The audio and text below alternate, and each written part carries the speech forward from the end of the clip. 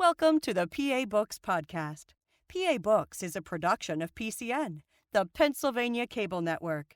This program features interviews with authors of books on Pennsylvania people, history, sports, business, nature, and politics. We hope you enjoy this podcast.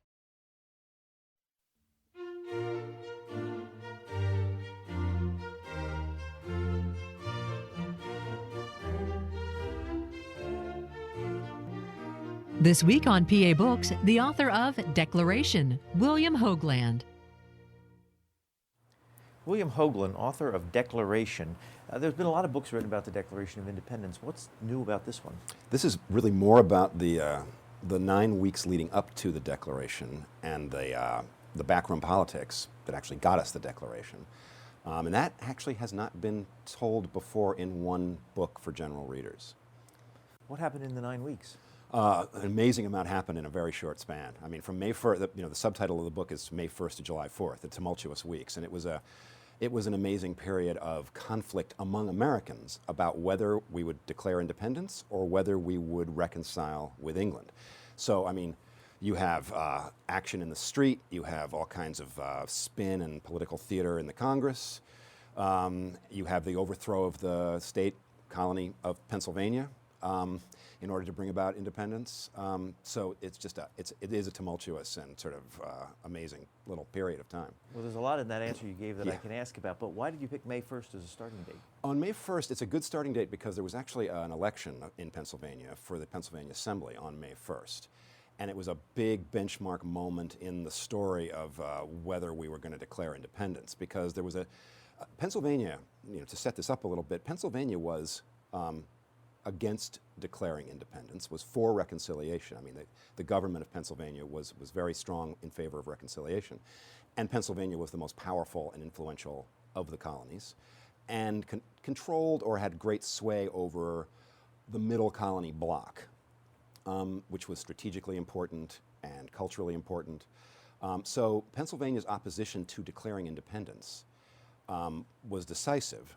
On May 1st, there was an election for a new Pennsylvania Assembly, and there was a ticket of pro-independence assemblymen running. So had that election gone for independence, Pennsylvania would have changed its position on independence, it would have instructed its delegates in the Congress to propose or vote for independence, and the whole thing would have swung for independence pretty early in May. That didn't happen. Actually, the voters of Pennsylvania elected a reconciliation slate of assemblymen. And so then the real action begins, because at that point it was clear that Pennsylvania wasn't going to change its position, and the pro-independence faction decided they had to take down Pennsylvania. At the time, what was going on in the war? What stage were we at that point? The war had been going on for about a year, because in April of 1775 there were shots fired in Lexington and Concord in Massachusetts. There was not, the British invasion had not yet come. The British had been bottled up in Boston. George Washington had been sent by the Continental Congress in Philadelphia to run the Continental Army. The Continental Army was pretty ragtag itself. There were militias in Massachusetts. The British bailed out of Boston in March of 1776. Just burned their forts and broke up their cannon and got in their boats and sailed over the horizon. And there was action. There were actually 2 British men of war bottling up the Delaware Bay, just south of Pennsylvania, south of Philadelphia, to stop trade. But there hadn't yet been the big pitched invasion from Britain. So there was a state of great suspense about what was going to happen next. And actually, right before May 1st, the news had come to Philadelphia and to the colonies as a whole that the British were massing in Halifax, Nova Scotia, and that fearsome invasion was about to begin. It's a little bit of a side story, but you tell about a skirmish in the Delaware River with a British ship called the Roebuck. Yeah, that was one of those. That was the man of war that was the head of that little fleet that had been at the mouth of the Delaware Bay, advanced up the river on May 5th. Hope I get my dates right. I don't have my book in front of me, but I advanced up the river, not actually to attack Philadelphia, to get water somewhere and to check out the defenses in the river and so forth. And the the rowed galleys, actual oarsmen of Philadelphia, came out to fight the fearsome British man of war, and in a really interesting battle, because you wouldn't have expected necessarily the oarsmen to succeed against a great British ship, and there were two actually men of war and a couple of other. They brought some other boats with them, beat back the British offense, and that was a big moment for Philadelphia. Did they have cannons? How did they beat them back? Oh yeah, guns. On the little rowing boats? Yeah, they weren't little. I mean, they were galleys, so they weren't little like we think of as little small rowboats. But still, they were not navigable in deep water the way the sailboats were. And it was a very exciting moment. Brought the war, in a sense, to Philadelphia, as close as it had been, certainly, and definitely helped galvanize people in Philadelphia to begin to see the British in an extremely negative light, thinking maybe there's no way back now. How would word have spread from Nova Scotia that the British fleet was coming? How would it have gotten there to Philadelphia before the ships got there? That's an interesting question. One thing that you did have, you actually can see reports from the high seas. I mean, fishermen had been out to sea and had seen some of these transport ships actually bringing large numbers of British troops across the Atlantic. That was one of the ways. Now, getting back to the election in Pennsylvania, first of all, what did it mean to have an election at the time? What was the Philadelphia General Assembly, or the Assembly, whatever they called it, and what authority did they have? Well, the Assembly had a lot of authority, and it was, of course, in the middle of a governmental crisis, because we were actually at war with England at the time, and the question of what the government really was very much up in the air. But Pennsylvania particularly had a very strong working representative government, a single house legislature, and it was operating. It was operating just fine, and it had a lot of power, because that it's funny to think of now, because we think of, when we say the Congress, this was the Continental Congress, but when we say the word Congress, we imagine a big room full of lots and lots of people and a federal government, and of course there wasn't any such thing at the time. The Continental Congress was a meeting, a delegated meeting, a representative body representing the 13 colonies, the separate governments of the 13 colonies. But the real governmental power, the lawmaking power, was in the legislatures of the colonies. And Pennsylvania's was a particularly well-regarded, august body that had been making representative law for a long time. Was there a governor? Yeah, there was a governor, but the governor really, Pennsylvania, just again, reminding people about the differences in some of the colonies. It's funny, because we think of all the colonies as sort of under the king. Pennsylvania was a proprietary colony, not a royal colony, so there was a governor.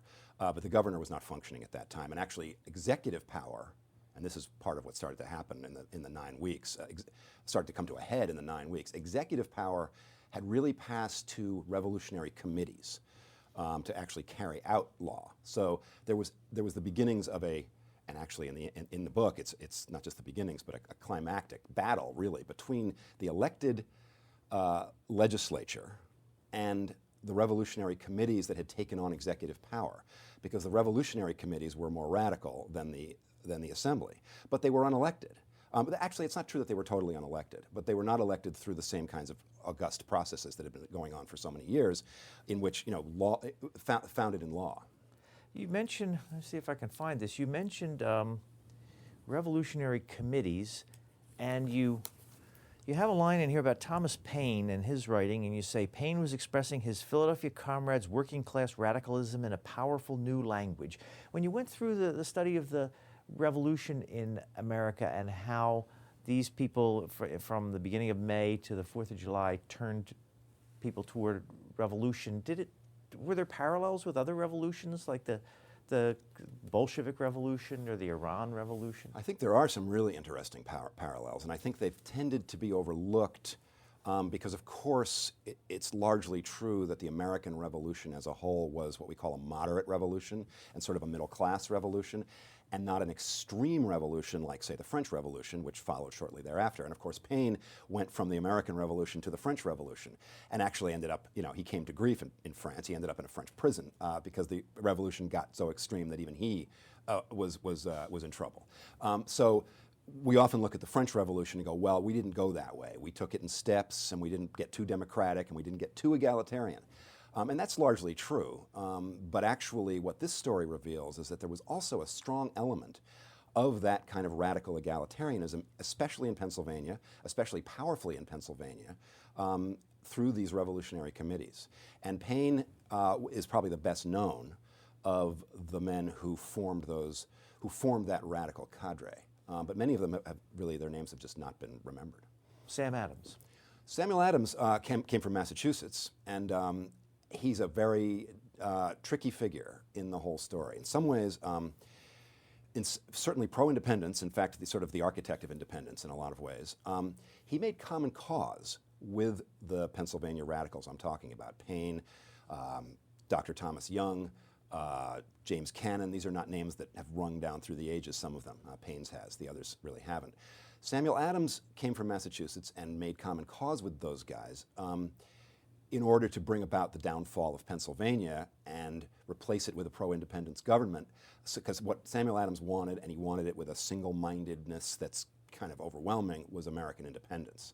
He was actually not a social radical, though. He didn't actually want in Massachusetts the kind of egalitarianism that he helped bring about in Pennsylvania. His end was independence.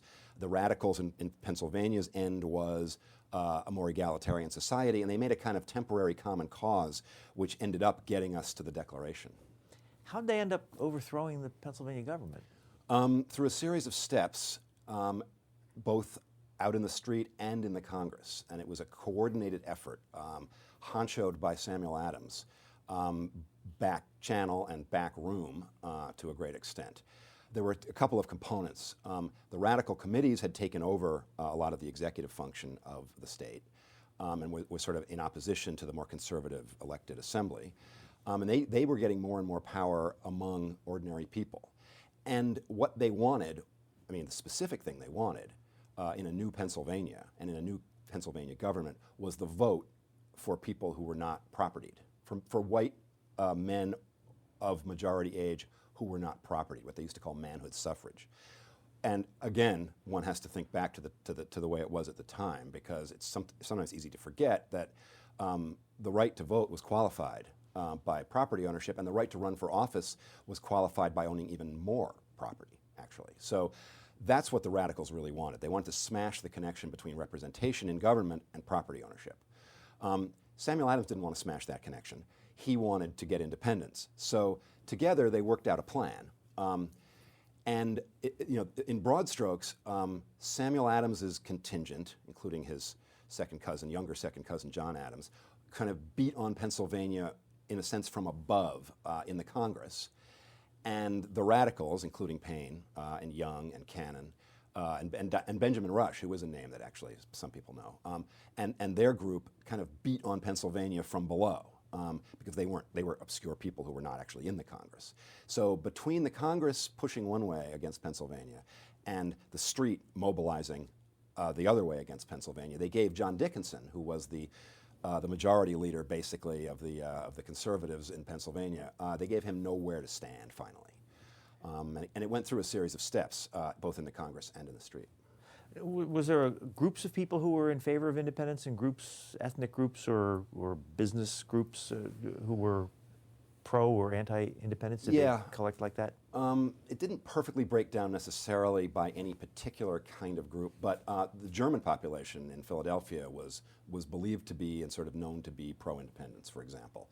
And you get into an issue there with people who wanted reconciliation, who saw Germans, it's almost an anti-immigration kind of mentality. They were like, why are these Germans who aren't really like us? Why would they get to push us toward independence? We don't, they really shouldn't be. They shouldn't be allowed to vote. I mean, Germans were allowed to vote, but if they were naturalized, because Pennsylvania was actually very liberal in certain social ways.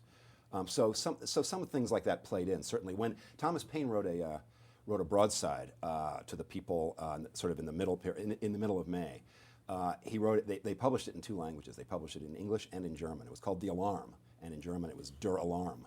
And they got it out to the Germans and to the German-speaking population and to the English-speaking population at the same time. Why were the Germans for independence? That's an interesting question. I think a lot of people were for independence who felt that there was going to be potential for greater egalitarianism in a new Pennsylvania. So I think the Germans had that in mind. So how did it actually happen, the moment when the Pennsylvania government was overthrown? Again, a series of steps. One of the places to look is a resolution of the Congress and then a preamble that was tacked onto the front of that resolution. And many history books mention this resolution as a significant moment. But the context in which it played to overturn Pennsylvania and what Samuel Adams, the Adamses actually had planned for Pennsylvania often gets left out. There's a resolution of May 10th of the Congress in which brought in by John Adams and Richard Henry Lee of Virginia, also a pro-independence, a member of the Alliance for Independence. And the resolution of May 10th that they proposed had the Congress suggesting to those states that did not have working governments that they go ahead and put in new governments, which, again, if we think of the federal Congress now, that would actually be in itself kind of a bizarre move. I mean, the Continental Congress actually didn't have any real right or precedent in imposing governments on its member colonies. Well, they had no legal authority? They didn't really have legal authority in that sense. I mean, they didn't make laws. They didn't make laws that acted on people. They made resolutions for what the Congress was going to do as a representation of the colonies. But that role was tricky because, of course, they also had a lot of influence and a lot of power because they were the Congress and they were carrying out the war. That's really what their job was. So they had a kind of authority that was new, really, and no one really knew exactly how it should work. When John Adams brought that resolution in, and Richard Henry Lee brought that resolution in, it was already strange because it was a bit of, I mean, a lot of the congressmen saw it as overreaching of the Congress, just out of its authority. But the real purpose of it was quite specifically to encourage the street in Pennsylvania to rise up against the Pennsylvania government and saying, basically, we, the Congress, will support that. And it wasn't an abstract idea.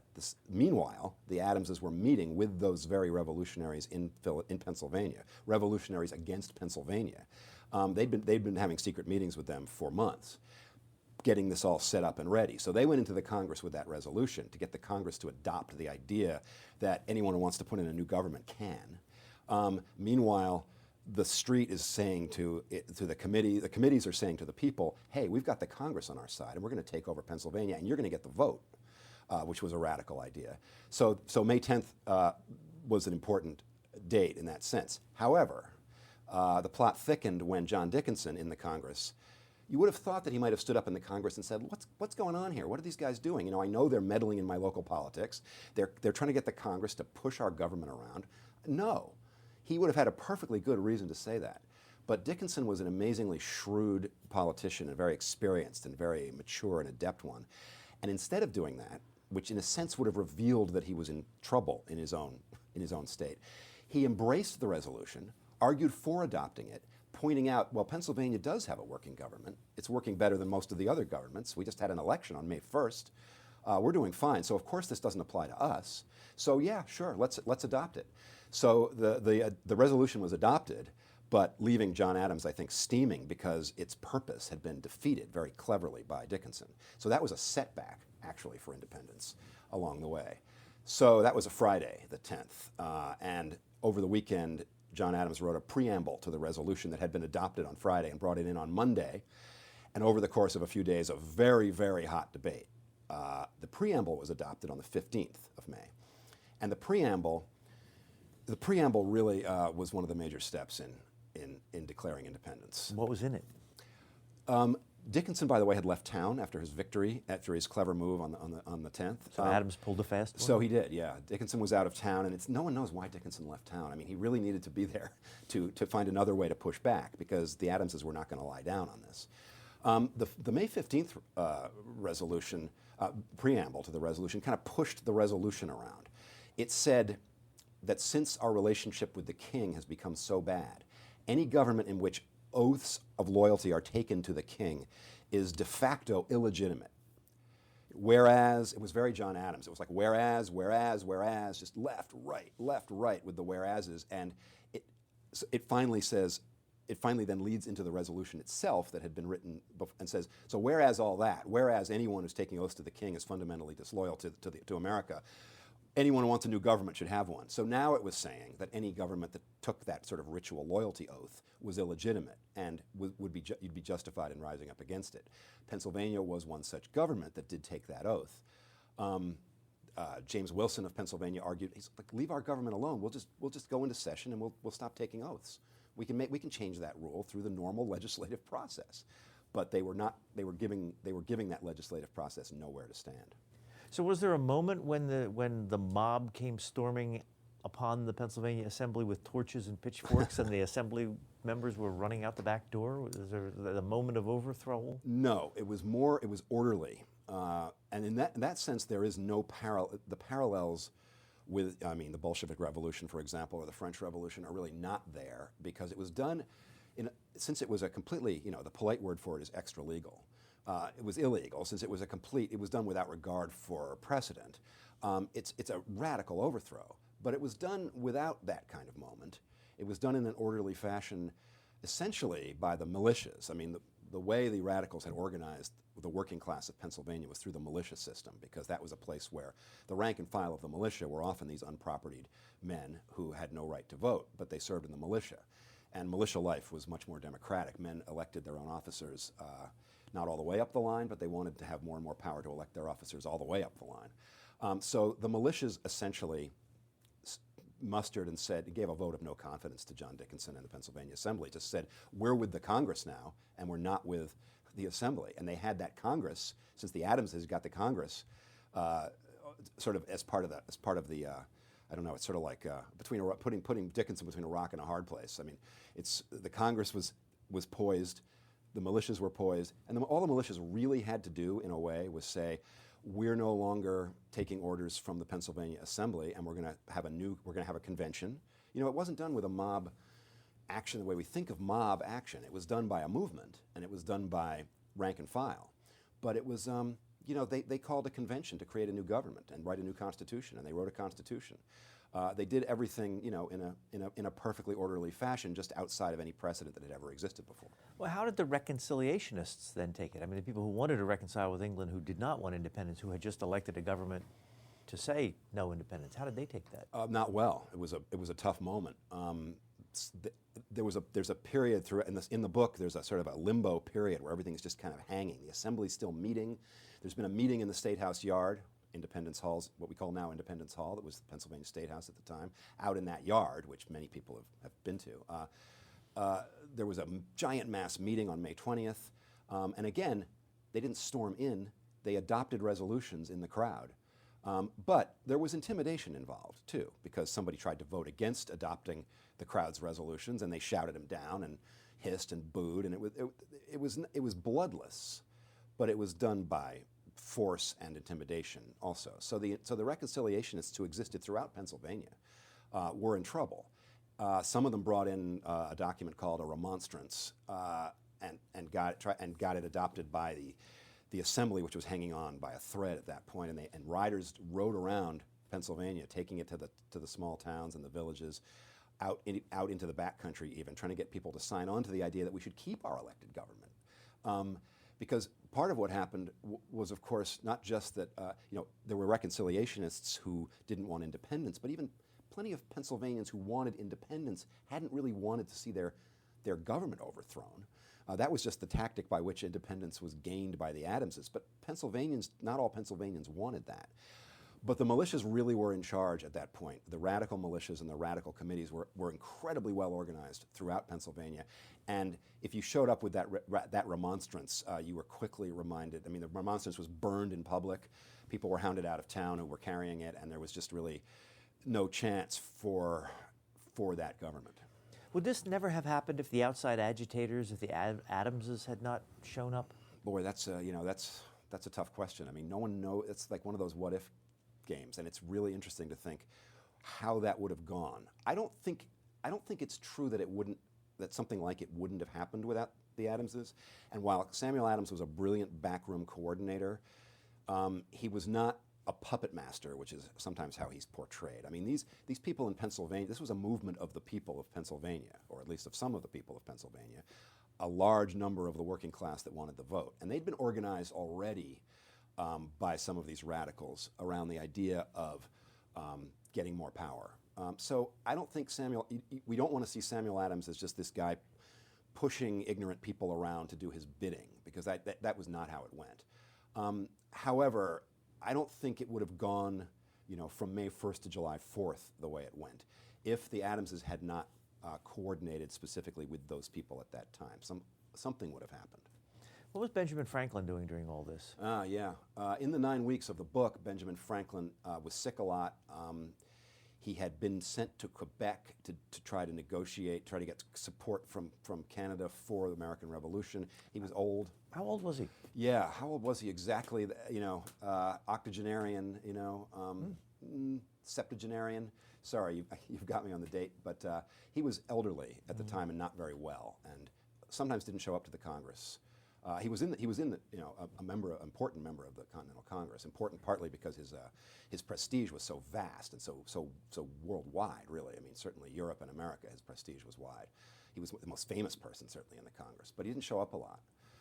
But his backstory on this whole thing is interesting because he, of course, had spent a career in Pennsylvania politics, and now Pennsylvania politics was really changing. He very shrewdly, he presided over the convention, the Constitutional Convention, to write the radical Pennsylvania Constitution. So he kind of grabbed a hold of this movement and made it, he survived basically by grabbing a hold of that movement.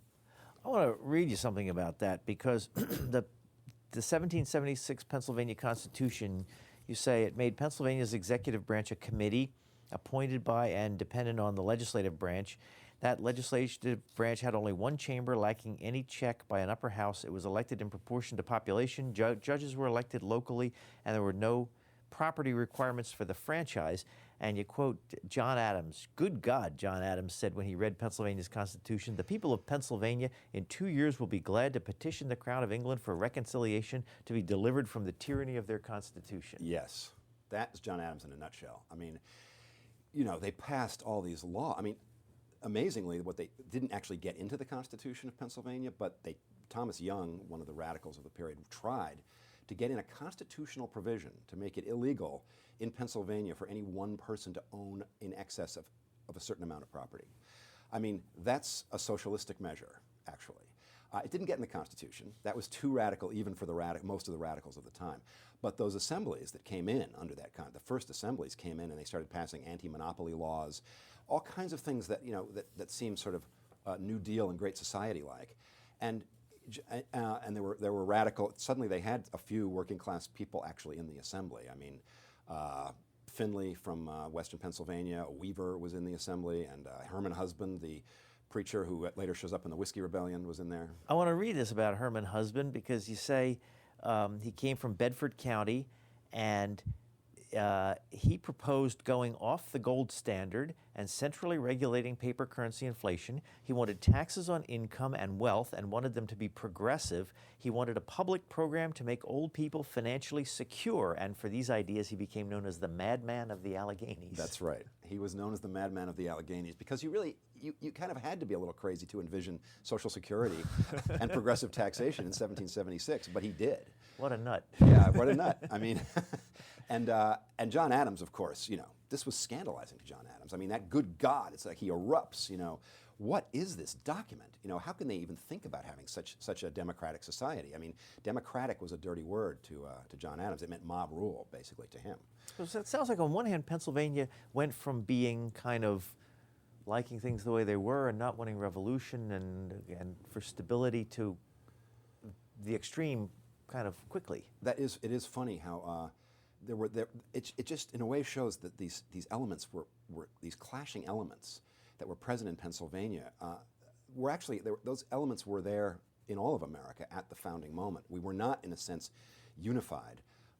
Pennsylvania seemed to be the most conservative of the colonies in the sense that it was the leader of the anti-independence movement, but it was also in some ways one of the most liberal.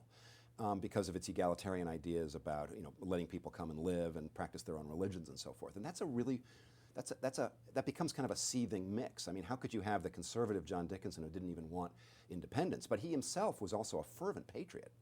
And then you have these really extreme radicals who were presaging socialism, and in that sense, you know, it's just America in the 18th century was a really hot, a really contested space. So while the Pennsylvania Assembly was meeting in Independence Hall in the State House? Yes, the Pennsylvania Assembly met up, had lent its room to the Continental Congress. So they were both meeting in the same building? Yes. What was going on in the Continental Congress at the time? Well, in the Congress, a lot was going on because, of course, day to day, what they were really doing was running this war, getting ready for the British invasion. And it was very, very difficult and exhausting because they had a million committees, but it was a small number of people compared to what we think of today in a Congress, of course, because there were only 13 member states, and people kept coming and going. They hadn't even really set the rules yet for how many you could have there at a time for any one member colony, and they were just exhausted with overwork on minutia of, you know, they had to vote on everything. You know, like, how many pairs of shoes should we get for this militia? You know, can we reimburse this guy $50 for this carting that he did? I mean, down to that kind of thing. And at the same time, there was the big scary question of what the war was really going to be for. Was it going to be to bring England to terms and go back to the way things were between 1765, or was it going to be for independence? So I envision that room. I mean, many of us have visited that room many times, and it's very placid now and very beautiful room, and it was a very serene and lovely room at the time too. But I have a feeling, I mean, the mood in there was bad. John Adams describes the mood as just prickly and hostile, and he was prickly and hostile. But I think a lot of these people had been together too long, trying to deal with impossible problems. You know, it was just all men sitting in a room, a lot of them really, you know, at each other's throats. There was a kind of tone of strained politeness that was probably the only thing keeping things together sometimes. I think it was probably a pretty tough room to be in. How long did the Second Continental Congress meet? Oh, well, you know, when was the official end of the Second Congress? I mean, I can't actually answer that question. Or when was the start of it? They came right around the time they were in session when Lexington and Concord occurred, I believe, but they had just come into session then. So but some of these people had been in the First Continental Congress the year before that. Some of them were new, so you have this mixture of people who are really sick of each other and people who are just kind of coming in, going, you know, what am I doing here? And you never knew any given day who was going to show up. So I think it was a tense place. When this was all over, they did form a union, of course, and became what I think of as the Confederation Congress. Still not a national government by any means, but an actual formal confederation. When they declared their independence, did they think they were creating one country or 13 countries? Well, that's the million-dollar question in a way. I mean, it was absolutely critical that they secede or declare independence together. There was really no individual independence. Possible, just on a practical level, there was no way to conduct a war in that way. I mean, you know, if the middle colonies had gone for reconciliation and the other colonies, you know, the South and New England had tried to go for independence, say, you know, it would have been over because you've got, you know, your line is divided and there's the British Army. I mean, it was already a pretty risky thing to do. So doing it together was critical. They said, you know, these United States, but often they said the United States in the plural. They wouldn't have said the United States is at that time. So I think it remains one of the, you know, tricky questions even to this day, although we have, of course, had a national government for a long time. Still, there's that issue about states' rights, and that issue was very much on the table at the time. What was the First Continental Congress all about? Well, it was ostensibly about forming a strong intra and intercolonial resistance to British tax policies that seemed intolerable at that point, and a strong resistance. It was not about independence, but it was about a concerted and tough and uncompromising resistance to those tax policies. Did they pass any laws or resolutions, or were they? They passed resolutions. They didn't pass laws. I mean, the Congress really didn't pass laws, you know, because it really wasn't a legislative body, although it was representative. But they passed resolutions, and tried to get them adopted in the state assemblies, which is where to make something really happen, you had to have the state assemblies actually adopting those resolutions. Who decided who the delegates were to each of the Continental Congresses?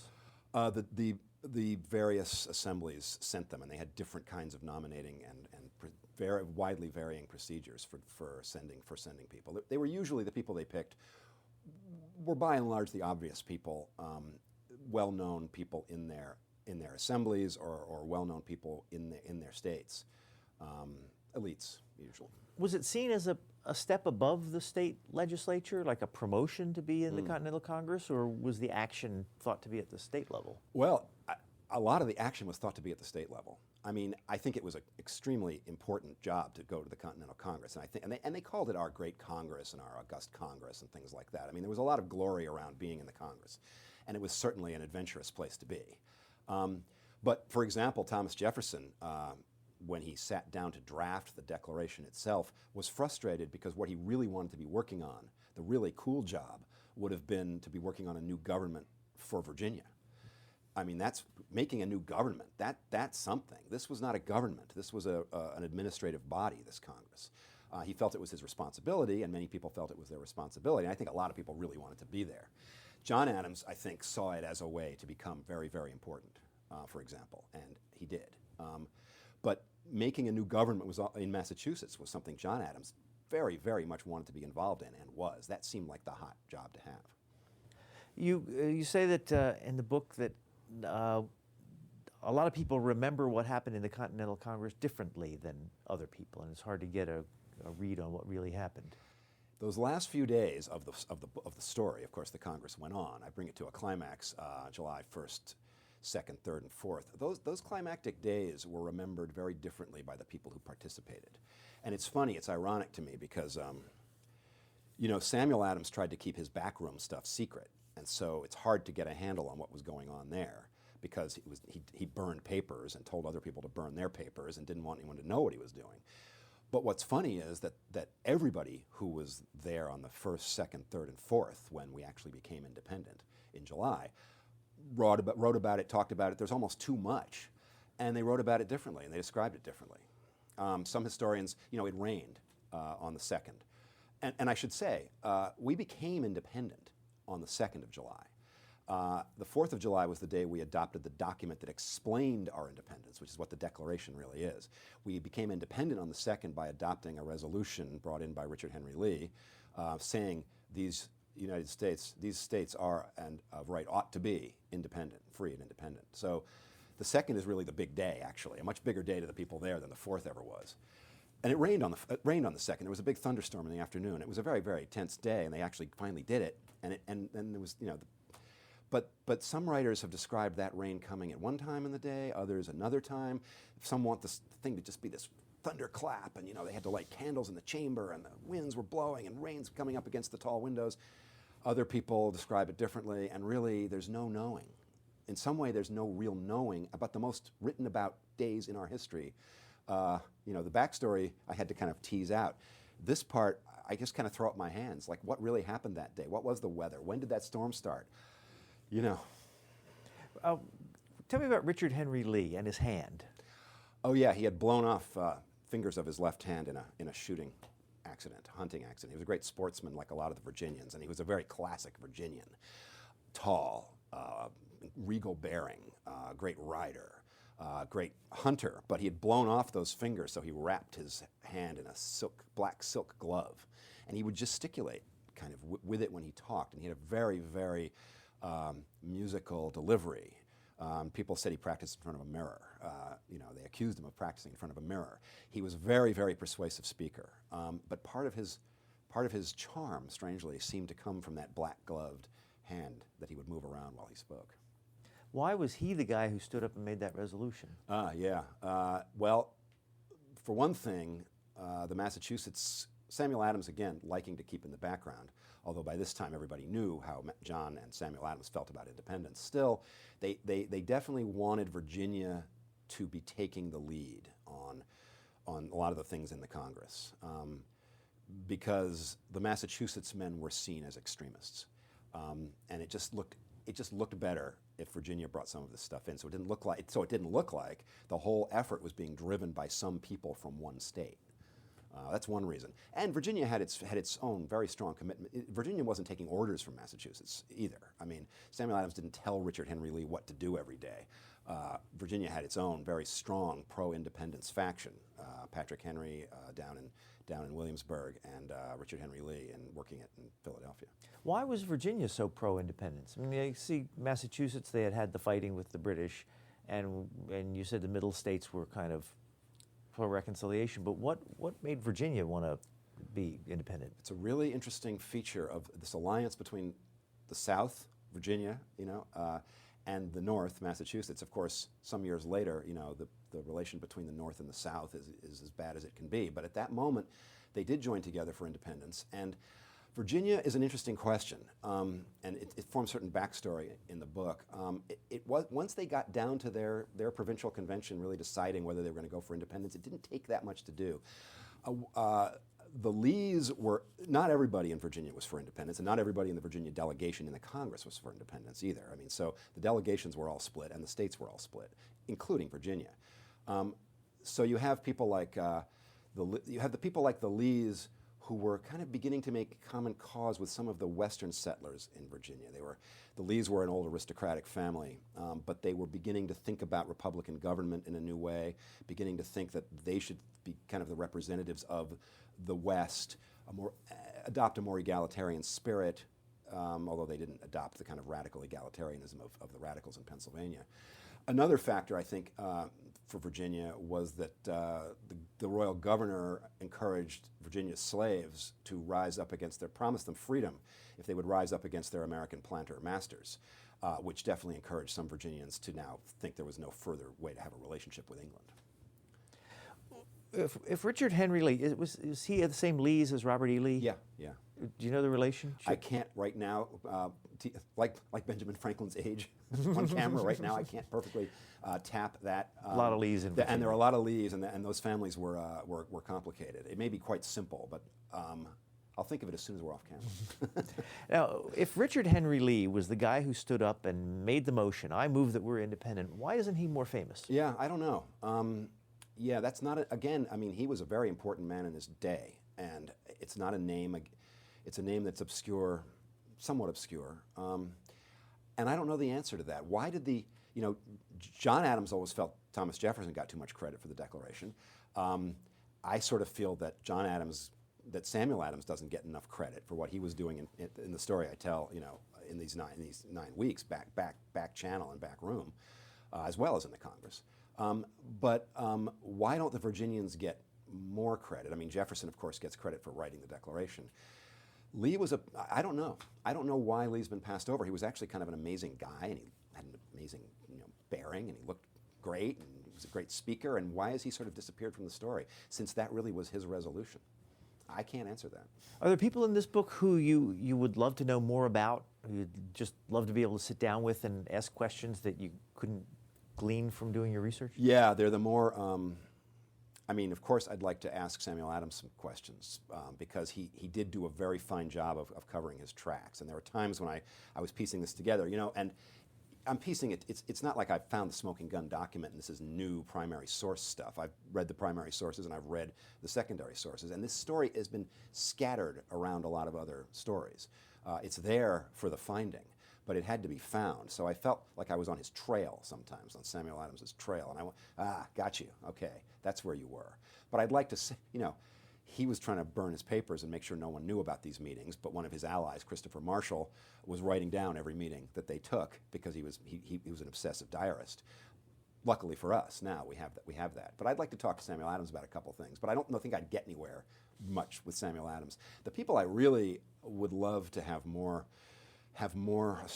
access to are the people I've mentioned who are not really big names, like Thomas Young, Christopher Marshall, I just mentioned, the diarist, Benjamin Rush, better known, Paine, of course, well known, and James Cannon, who I think is one of the most interesting characters in the book, but so little is known about him. He was such a modest person in a way that I'd really like to ask him how he managed to organize or help organize the entire working class of Pennsylvania so quickly through the militia system, because that was really his idea.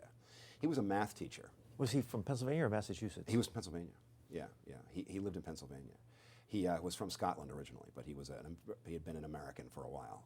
And you know, an amazing mind and an amazing organizational ability and an amazing vision of the future in which, you know, people without property would get to vote, you know, which was a radical vision at the time, and he made it happen because of his great organizational abilities. And then he went back to teaching. And, you know, he helped form an entirely radical new kind of government in the world when they adopted that radical Pennsylvania Constitution. They changed the world in a way. I mean, there was no property qualification for the franchise.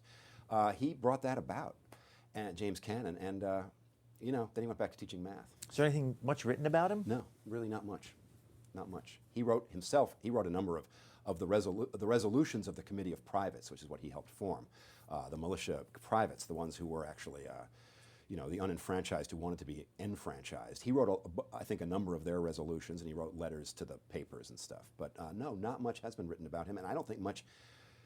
I mean, you know, he plays in this book as the organizer, as the kind of somewhat quiet one who's actually doing a lot of the real work. I mean, I'd love to meet Thomas Young, another guy who's not that famous, but somewhat more has been written about him. The opposite of, he was Cannon's kind of partner in organizing, and he was a loud person and very flamboyant and flamboyantly anti-authoritarian and a scoffing deist. And he'd been called up on charges up in upstate New York where he had lived of blasphemy charges. He was indicted for blasphemy in Dutchess County for calling Jesus a knave and a fool. And then he said, I'm talking about the Jesus that everyone says is the son of a virgin, in case you don't know who I'm talking about. That got him in all kinds of hot water. I'd love to meet him.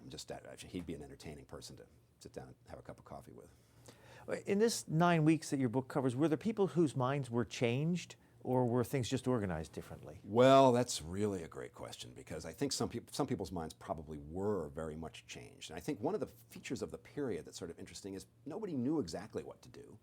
They took positions and they held them very, very fiercely sometimes. But how could you know what your position really should be on American independence? It was a radically new idea. You know, how would you know even what your position necessarily should be? You know, how would an ordinary person who was being confronted with this question know whether people without property should be allowed to vote? I mean, if you didn't have property and you wanted to participate, you might endorse that. But there was a long tradition of tying the whole idea of liberty and representation to property ownership. So people had to think about new ideas. So I think some people's minds definitely changed and changed back, and I don't see a lot of consistency in certain people in how they thought at the time. On the other hand, I think we sometimes make too much of the idea of persuasion and discussion and debate leading to a consensus, because the story I'm telling is really of a revolution, not of an overthrow, not of a bunch of gentlemen sitting in a room having a polite discussion and finally all coming to the same idea. I mean, John Dickinson was overcome by Samuel Adams, and John Dickinson's ideas were overcome by Samuel Adams's ideas. Somebody won and somebody lost, and it was a fight to the finish, really to the finish. Were the delegations, the individual colony or state delegations, communicating a lot with their home state?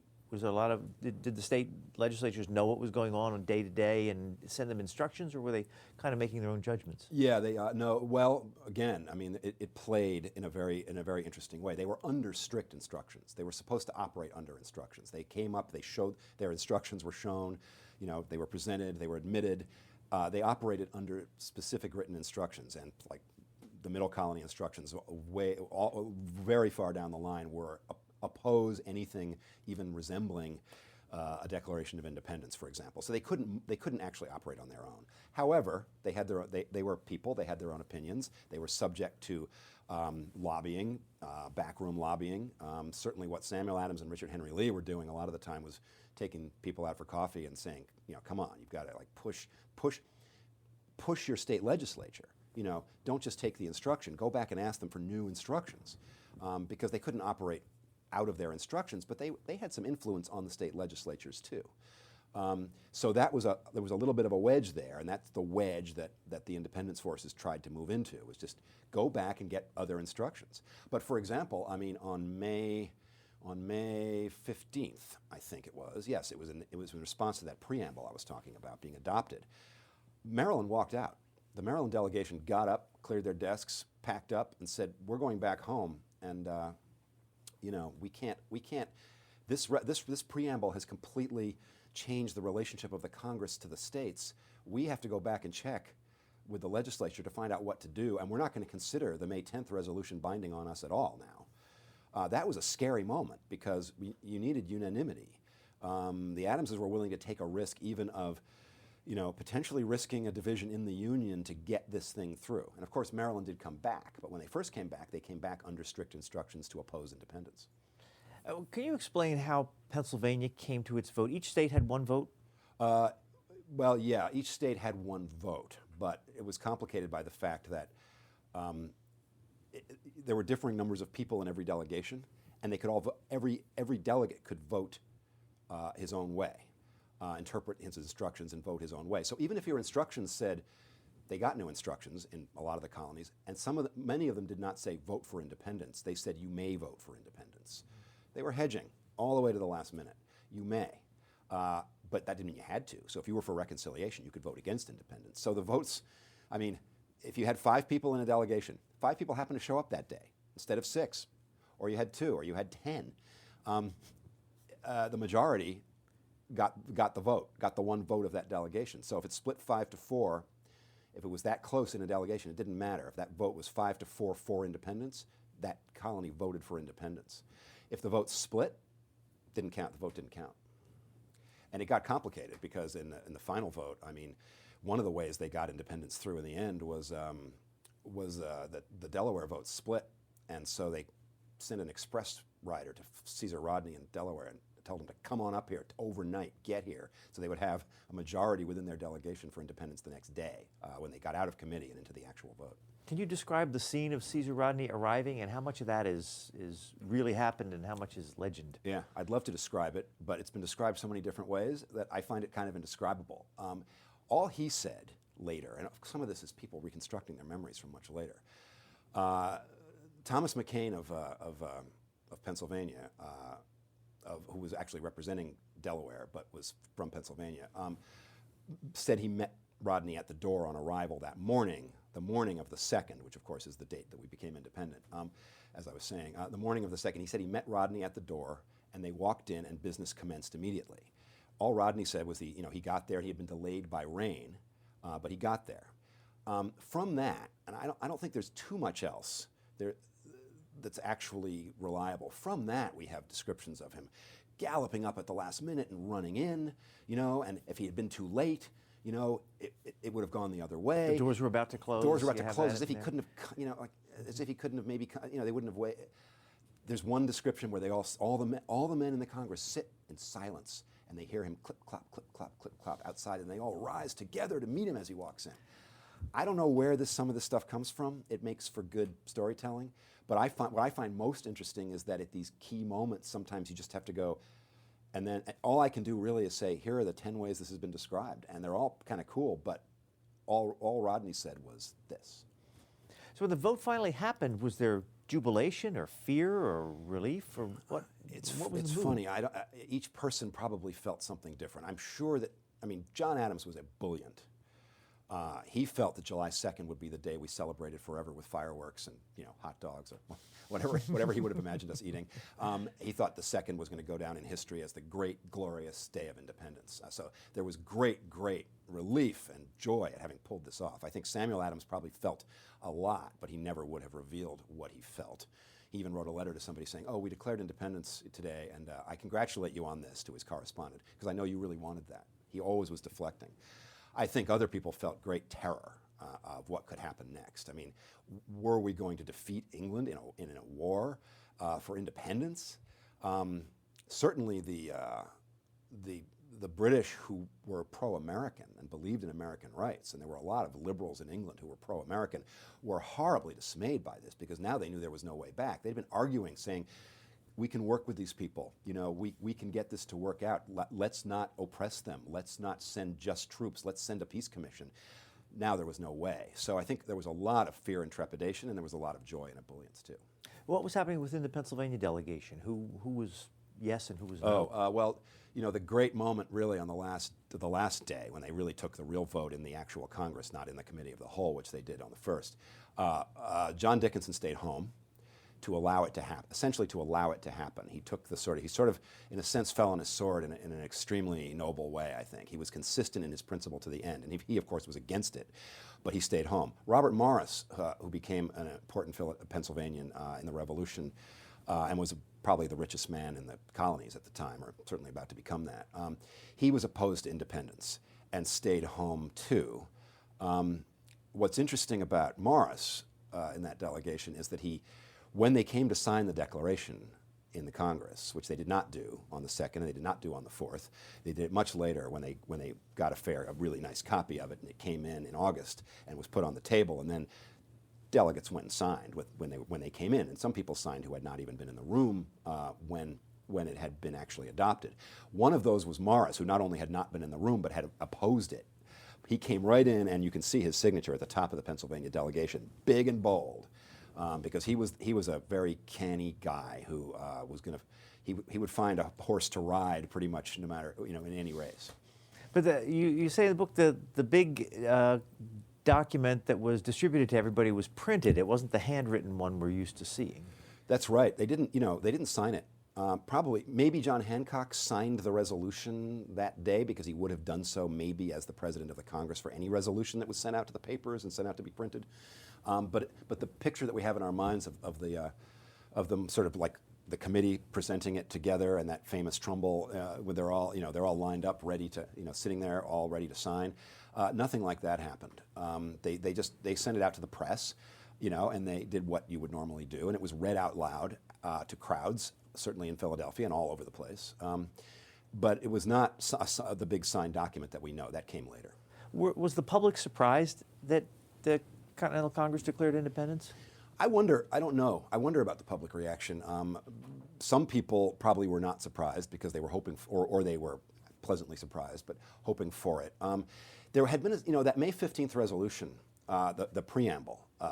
When that was adopted, certainly people in Philadelphia were saying, oh, well, this is pretty much tantamount to declaring independence. If the Congress is now telling the government of Pennsylvania, essentially, that it's about to be replaced by pro-independence faction, we've declared independence. I mean, John Adams was sort of saying, okay, now it's a done deal. And then it kept getting put off and put off and put off all the way up to July 4th.